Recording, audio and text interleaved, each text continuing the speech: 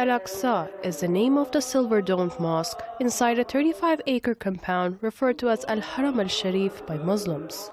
For Muslims, the noble sanctuary hosts Islam's third holiest site, the Al-Aqsa Mosque, and the Dome of the Rock, a 7th century structure believed to be where the Prophet Muhammad ascended to heaven.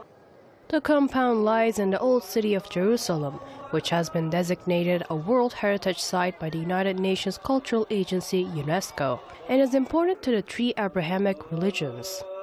The site has been the most contested piece of territory in the Holy Land since Israel occupied East Jerusalem, including the Old City in 1967, along with the West Bank and Gaza Strip.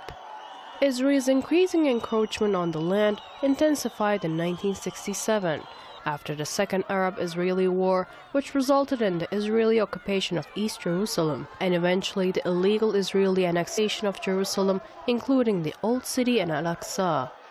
The illegal Israeli control of East Jerusalem, including the Old City, violates several principles of international law, which outlines that an occupying power does not have sovereignty in the territory it occupies. Over the years, the Israeli government has taken further steps towards controlling and Judaizing Old City and East Jerusalem as a whole. In 1980, Israel passed a law that declared Jerusalem the complete and united capital of Israel, in violation of international law. Today, the international community does not recognize Israel's ownership of Jerusalem, rejecting the attempts to change the geography and demographic makeup of the city. Most clashes in the compound have occurred because of Israeli settlers trying to pray within the compound, which directly violates the status quo.